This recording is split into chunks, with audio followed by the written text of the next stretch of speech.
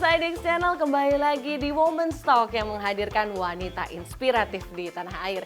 Dan bersama saya, Kezia 7, inilah Women's Talk selengkapnya. Perkembangan fashion dunia tidak lepas dari kebutuhan akan tekstil sebagai bahan utamanya. Sayangnya, seiring pesatnya pertumbuhan fashion ini diikuti pula dengan meningkatnya jumlah limbah tekstil di banyak negara, tak terkecuali di Indonesia. Dari data Sistem Informasi Pengelolaan Sampah Nasional Kementerian Lingkungan Hidup dan Kehutanan, pada tahun 2021 Indonesia menghasilkan 2,3 juta ton limbah tekstil atau setara dengan 12% dari limbah rumah tangga. Sementara dalam data global melaporkan ada sebanyak 92 juta ton limbah tekstil dihasilkan setiap tahunnya. Jumlah ini tentu tidak bisa disepelekan. Lalu, isu sustainable fashion pun makin marak dibicarakan dan digemborkan. Namun bukan isapan jempol juga jika harganya terbilang lebih mahal dibandingkan brand fast fashion yang ada. Inilah yang menjadi concern Intan Anggita Pratiwi, co-founder Setali, sebuah social enterprise yang fokus di bidang slow fashion. Setali pun hadir dengan mengusung konsep upcycling, yaitu menggunakan kembali kain yang lama dengan mengubahnya menjadi sesuatu yang baru. Seperti apakah Intan menjalankan passionnya? Simak obrolan serunya hanya di IDX Channel. Ya pemirsa, hari ini saya memiliki kesempatan yang berharga untuk dapat berbincang bersama seorang seniman daur ulang yang juga adalah co-founder dari Setali Indonesia, Mbak Intan Anggita Pratiwi. Mbak Intan, selamat siang. Hai, selamat siang, Kes. Apa kabar Mbak Intan? Sehat? Baik, sehat. Syukurlah. Nah, pemirsa, jadi Mbak Intan ini adalah seorang seniman daur ulang ya, yang bergerak juga di industri fashion. Nah, Mbak Intan, sebelum kita lebih jauh tentang Setali, tadi juga sempat disebutkan di awal. Nah, Mbak Intan, apa sih yang akhirnya membawa Mbak Intan sebetulnya masuk ke dalam industri ini? Apakah memang karena backgroundnya dulu ada fashionnya, atau apa yang melatar belakangi Mbak Intan? Kurang lebih kayak ceritanya 20 tahun yang lalu, itu sekitar tahun 2004 ketika aku kuliah, aku tuh harusnya masuknya di seni rupa, tapi karena nggak diizinin sama orang tua, aku hanya sebatas bisa berekspresi dengan fashion yang seperti anak seni.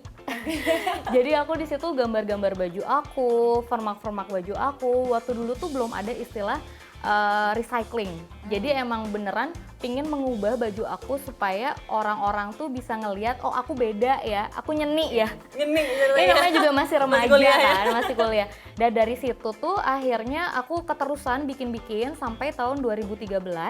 Aku harus keliling Indonesia Timur, aku punya satu web blog namanya Menuju Timur, dan aku akhirnya penggalangan dana untuk bikin-bikin film pendek, bikin komik, bikin seseruan bareng, bikin aktivasi, dan itu semuanya dana mandiri. Akhirnya dengan upcycling baju-baju yang lama aku, denim, terus dikawinkan dengan tenun dari Indonesia Timur, akhirnya aku jual untuk membiayai perjalanan aku, gitu ceritanya. Jadi berarti memang bukan karena mau bisnis nih tiba-tiba, Enggak. tapi enggak, justru tadi Brand for cause. Oh oke, penggalangan dana juga tadi Iya, ya. iya. I see. Berarti awalnya memang suka seni, backgroundnya bukan dari seni, kuliahnya dulu di Hukum. hukum pemirsa Indonesia. Tapi akhirnya memang kalau ada jiwa dan hasrat, kalau nggak bisa dipendam langsung ya, Iya, tetap keluar benar. Oke, tapi ada inspirasi nggak, misalnya apakah dari keluarga, terus apakah waktu pada saat itu kan ini udah jalurnya jalur hukum nih, ceritanya belajarnya gitu, terus habis itu Mbak Intan tiba-tiba bukan menyeleweng sih ya, improve istilahnya ya, Iya. ke bidang seni. Itu tanggapan dari keluarga pada saat itu bagaimana? Karena keluarga aku juga agak nyeleneh kan ya, kayak misalkan ibu aku itu sekeluarganya memang sekolah seni, emang orang seni. Sebenarnya tanpa sekolah pun mereka sudah menjadi penyanyi tahun 80-an, itu aku. Jadi emang kita dekat dengan musik. Terus kayak sepupu-sepupu aku tuh ada yang jadi animator dan segala macam. Jadi seni itu bukan sesuatu yang aneh buat keluarga aku. Terus bapak aku tuh suka jual beli mobil, terus mobilnya diperbaiki, dibikin lebih bagus, refurbish.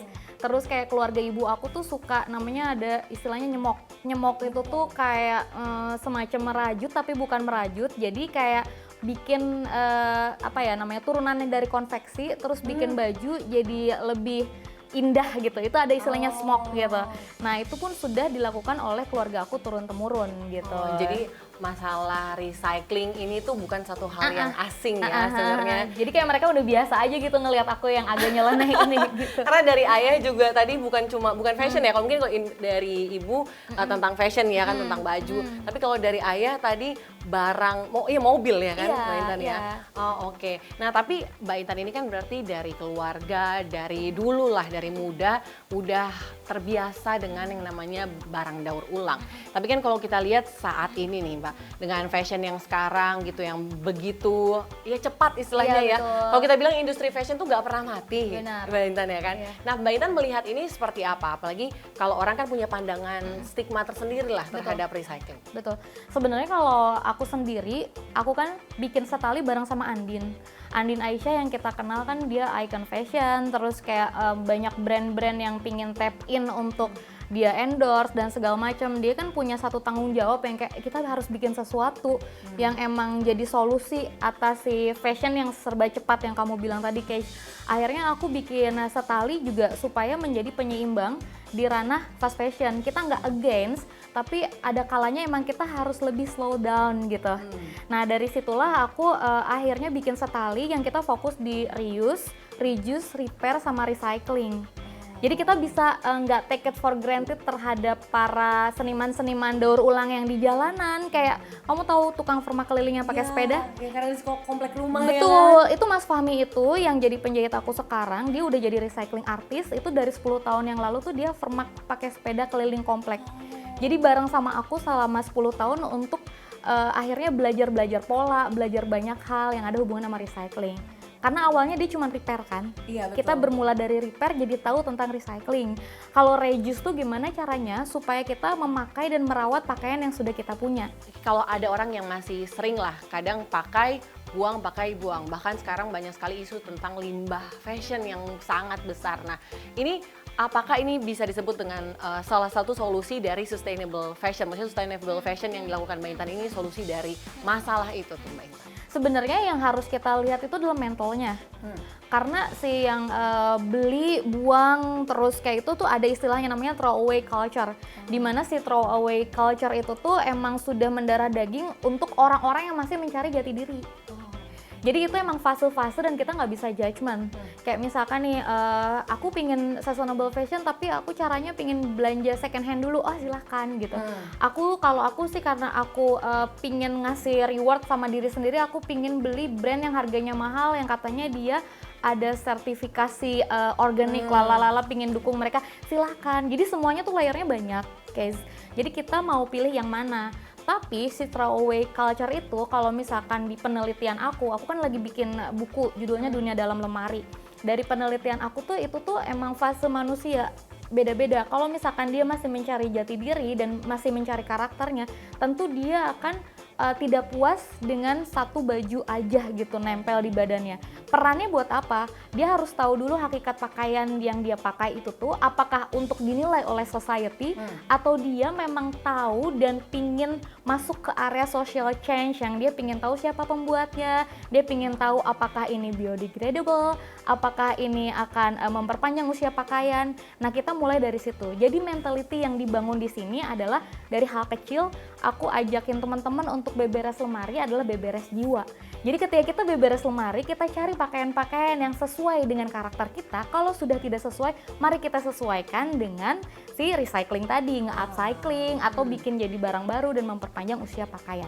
Karena ketika kita beberes lemari, itu tuh ada kemelekatan-kemelekatan dalam duniawi yang lagi kita rapi-rapihin. Itu declutter, katanya banyak orang kalau declutter kan, aduh Feel good, iya, ya. betul. Beberes lemari sama dengan Iya. beberes jiwa. Itu tuh yang selalu aku tekanin sama teman-teman.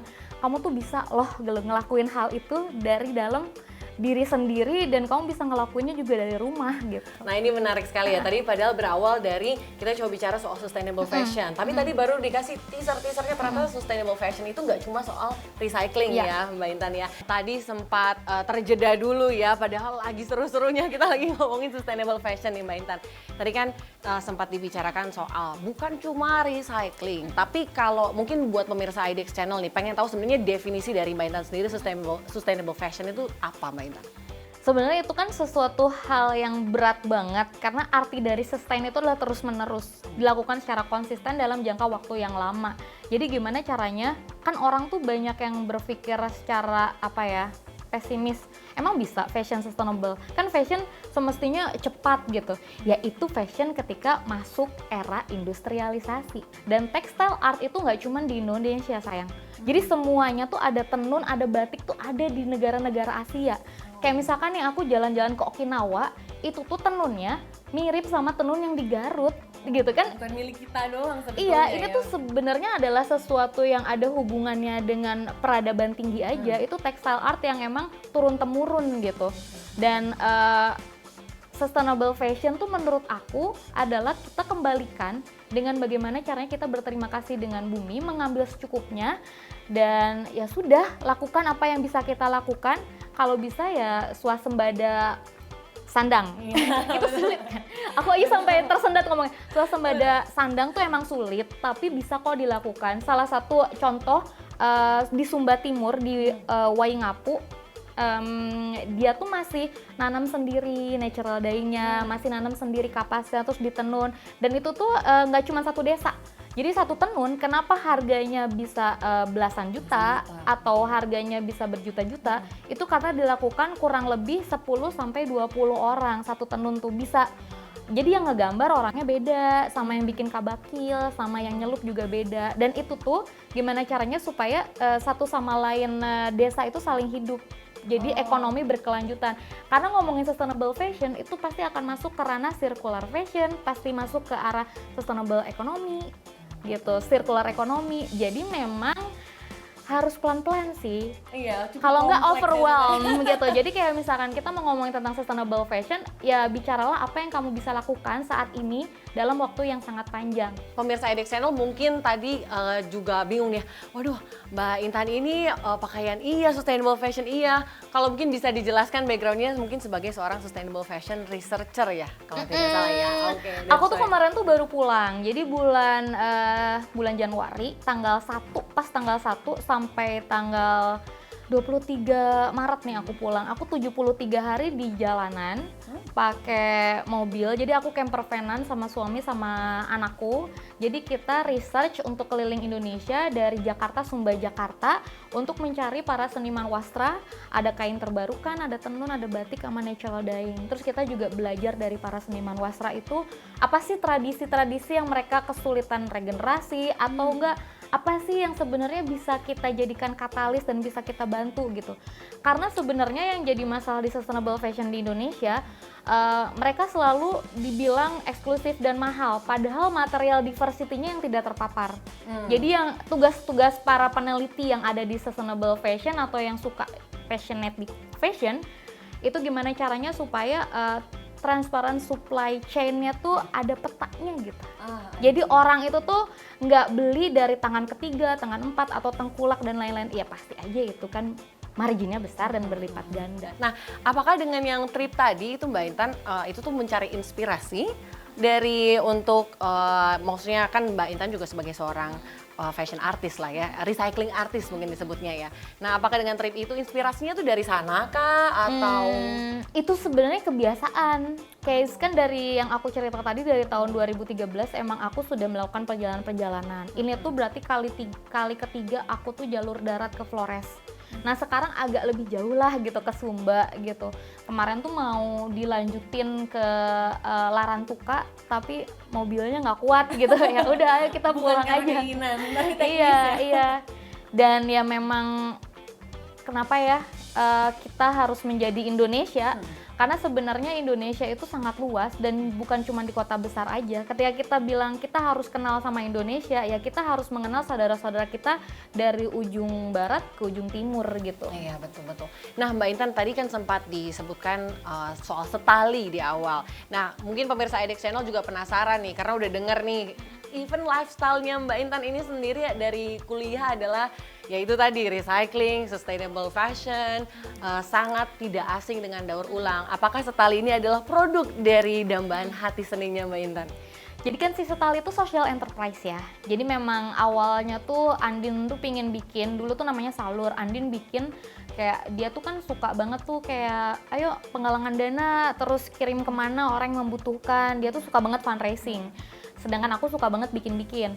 Nah ketika barang-barang yang dikumpulkan di Salur ternyata banyak yang tidak layak.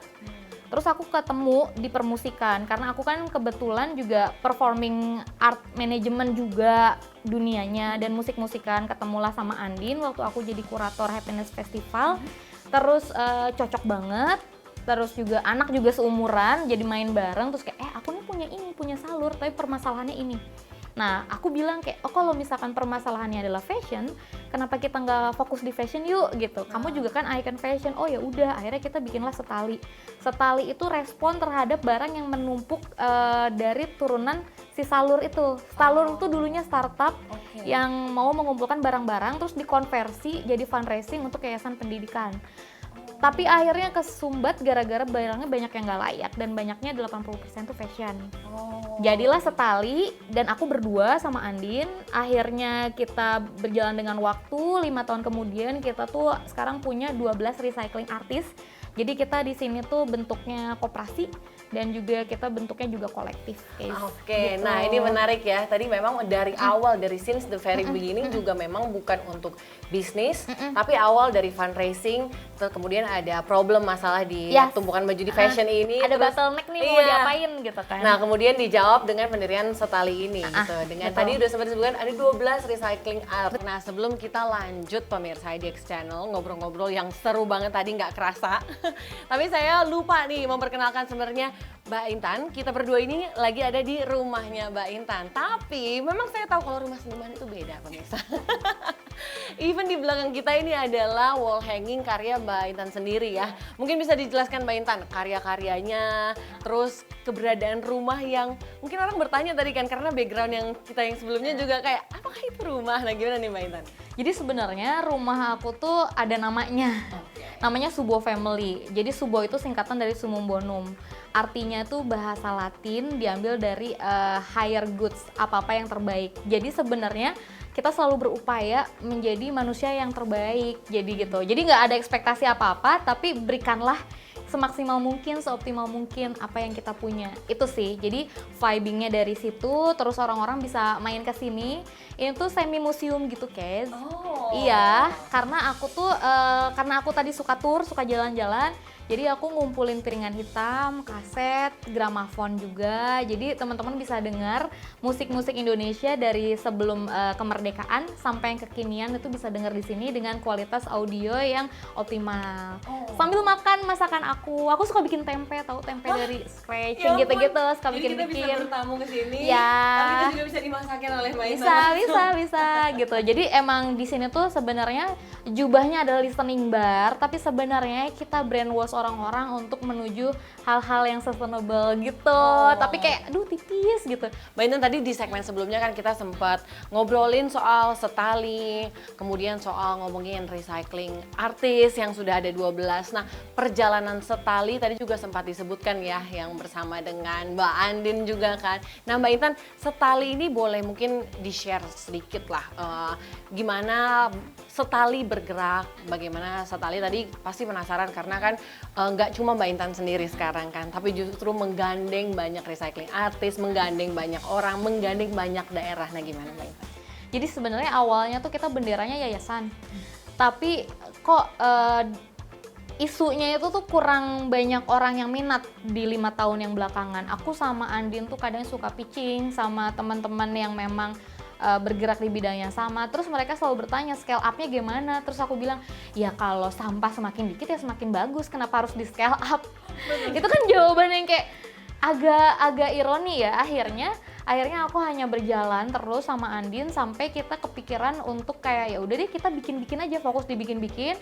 Terus Subo buka di tahun 2020, terus aku bertemu dengan orang-orang yang melihat karya-karya aku, terus kayak ayo aku mau bantuin gitu. Tapi dia akhirnya ada beberapa cewek-cewek nih, ada namanya Gema Minang, dia jadi lulusan Leeds, dia ngomongnya tuh tentang ekonomi dan bisnis, dan dia juga abis keluar resign dari tempat investment gitu. Terus juga dia sekarang lanjut kuliah lagi di gender equality. Terus aku bilang, kamu suka bikin-bikin? Suka, aku juga punya brand sustainable. Terus aku bilang, oh ya udah kamu masuk aja di Stali, ikut bantuin aku. Terus akhirnya berjalan dengan waktu, udah mau 2 tahun, terus dia jadi CEO-nya gitu. Aku tuh udah sekarang udah di belakang layar, aku sama Andin bener-bener advisor aja gitu. Kecuali ada orang yang emang pingin dibikinin karyanya sama aku, terus aku yang turun. Terus ada teman aku, dulu tuh aku bikin pasar Santa bareng sama ABCD Coffee, terus kayak aku buka record store juga, substore. Sekarang juga umurnya udah kayak 8 tahun, mau 10 tahun gitu. Nah ketemulah sama Baby tuh jewelry artist, dia lulusan Maranggoni, yang emang dia tuh suka recycling jewelry. Dan dia bikin cincin kawinan. Aku yang jadi pertama kali bikin cincin kawinannya dia. Terus kayak, kamu bikinin aku dong sampai beyond banget. Terus akhirnya bisa. Terus aku bilang, kamu berarti bisa dong ngelebur. Bisa, aku bisa recycling. Ya udah gabung sama Stali gitu. Jadi yang khusus untuk workshop sama jewelry dia. Terus ada lagi yang emang dia baru masuk HIPMI, terus anak cewek, terus kayak aku bingung mau ngapain, tapi aku punya natural dyeing brand nih. Oh ya udah kamu jadi manajer operasional aja gitu. Jadi kita tuh nggak ada rekrutmen, jadi emang beneran siapa kenal siapa ngumpul di sini. Terus akhirnya itulah Stali gitu, dan kita belajar bareng. Terus tiba-tiba ada yang mau ngelamar magang, anak-anak isi, yang satu anak batik, yang satu lagi adalah anak tekstil. Yang jadi anak tekstil itu jadi art directornya. Terus yang anak batik akhirnya aku juga ajakin, namanya Kel. Kita bikin batik sendiri, jadi namanya Sande Nusantara. Oh, jadi memproduksi batik sendiri? Iya, dari nol, from the scratch. Jadi desainnya juga khas dong? Iya, desain. Jadi waktu yang pertama kali yang percaya sama kami adalah Ombe Coffee. Jadi waktu itu ada Hari Batik Nasional, terus karena aku belajar motif-motif batik, aku kasih masukan, ya udah kita ambil kaung, Tito Rejo, dan juga mereka kan punya bunga kopi yang dari tumbuhan kopinya sendiri. Dia punya tuh si Ombe tuh. Akhirnya kita desain khusus, terus pewarnaannya natural dyeing, ada indigo tinggi dan dicelup ampas kopi. Terus si canting capnya itu terbuat dari recycling tembaga kabel listrik. Jadi semuanya tuh ada ceritanya. Memang bukan hanya bicara soal bahannya doang ya Mbak Intan, atau outcome-nya yang daur ulang atau recycle, tapi juga alat-alatnya. Karena recycle itu bukan cuma bahan, outcome, tapi juga gaya, lifestyle-nya, cara-cara kitanya ya. Oke, karena waktunya terbatas nih, last question Mbak Intan, apa rencana ke depannya? Rencana ke depan, karena beberapa tahun terakhir ini aku suka jadi dosen di beberapa kampus fashion dan kampus yang ada hubungan sama ekonomi berkelanjutan. Aku dapat tawaran juga waktu itu jadi dosen istimewa di Changwon National University, Natural Science, Interdisciplinary Senior Human Ecology Major Fashion, panjang ya. Jadi di situ waktu itu aku bercanda sama profesornya, Prof, boleh nggak tahun depan aku pingin deh masukin ngomongin tentang textile art jadi research proposal doktoral. Terus dia bilang boleh, masukin aja. Dan sekarang ya bulan depan aku berangkat, guys. Doain aja, semoga visa student aku lancar, amin. Kita doakan yang terbaik ya Mbak Intan. Tapi Setali masih tetap ada, teman-teman masih bisa support Setali dengan berdonasi melalui Rekosistem. Dan juga yang pasti bisa main tetap ke Subo. Kalau misalkan main ke Subo bisa taruh barang di sini. Gak mesti berlangganan. Jadi kalau misalkan reservasi mau lihat-lihat showcase kita, ya support kita juga. Dan bisa workshop, private workshop juga bisa. Oh, akan ada private workshop? Bisa, kalau misalkan teman-teman pingin belajar bikin kapet, pingin belajar bikin baju sendiri dan beberes lemari, terus mau dibantu sama recycling artisnya Setali, itu boleh. Datang dulu aja ya Mbak Intan ya, datang dulu aja, jangan lupa reservasi, nikmatin langsung deh, ya sih Mbak Intan ya. Oke pemirsa IDX Channel, nah tadi diskusi kita bersama dengan Mbak Intan, seru banget Mbak Intan, terima kasih sudah berkenan hadir di Women's Talk, sukses terus buat Setali. Dan pemirsa IDX Channel, nanti kita akan berjumpa lagi di episode selanjutnya, tetap di Women's Talk dan sampai ketemu lagi, terima kasih.